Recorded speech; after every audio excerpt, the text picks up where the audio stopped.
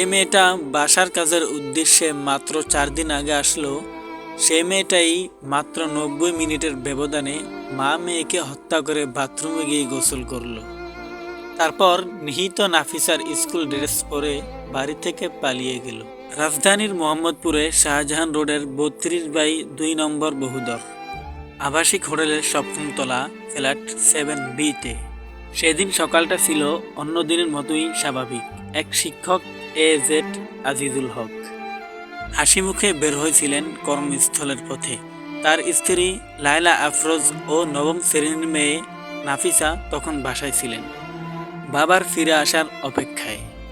কিন্তু সেই স্বাভাবিকতম সকাল অচেনা একমাত্র 4 দিনের পরিচিতির চাপে বাস্তব রূপে হয়েছিল ভয়ঙ্কর রূপে। 4 দিন আগে অচেনা এক মেয়ে বোরকা পরে কাজের খোঁজে সেই বাসাটির নিচে দাঁড়িয়েছিল। দারোয়ান খালেক তাকে পরিচয় করিয়ে দেন, নাম তার আয়েশা, বয়স মাত্র 20, রংপুর তার বাড়ি। জেনেভা কেম্পি চাচা এবং চাচির সঙ্গে থাকেন, বাবা মা আগুনে পুড়ে মারা গেছেন। এই গল্পে হয়তো সবার সহানুভূতি দিয়েছিল মেয়েটি।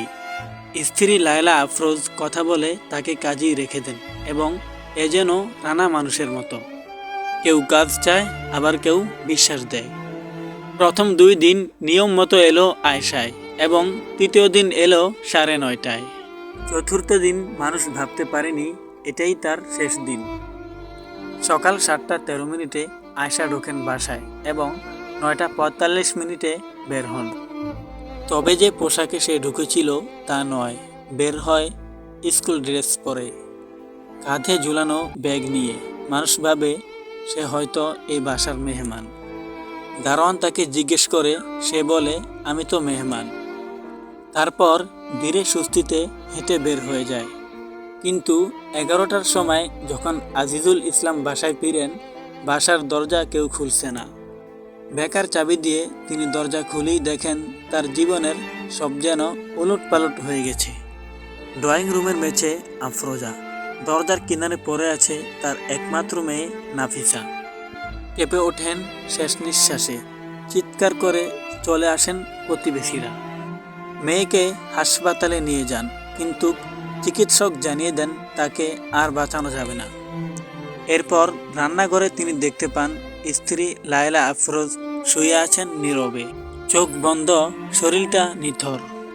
সম্ভবত প্রথম হায়নাটা হয়েছিল রান্নাঘরে। দেয়ালে ছিটকে লেগে আছে রক্ত। এক নির্মম, আতঙ্কিত, অসহায় সেই লড়াইয়ের ছাপ। হত্যায় ব্যবহৃত 2টি মরদেহ উদ্ধার করা হয়েছিল। আর তরুণী আয়েশায় যে মাত্র 4 দিনের ব্যবহারে বিশ্বাস জিতেছিল, পোশাক বদলে নাফিসার স্কুল ড্রেস পরে চলে গেছে তার রক্ত ধুয়ে পরিষ্কার করে। পুলিশ বলছেন গৃহীত আয়েশা হয়তো হত্যাকারী। সিসিটিভি ফুটেজ দেখা যায় কালো বোরকা পরে ঢুকেছিল, কিন্তু বের হয় স্কুল ড্রেস পরে। এ যেন আগে থেকেই পরিলক্ষিত। নিরাপত্তা কর্মীরা জানান সে বের হওয়ার সময় নিজেকে মেহমান দাবি করেছিল। পুলিশ খুঁজছে কোন রিস্কায় উঠেছিল, তবে সেই রিস্কাটা যদি একটু পাওয়া যায় তাহলে জানা যাবে কোথায় গিয়েছিল আয়েশা।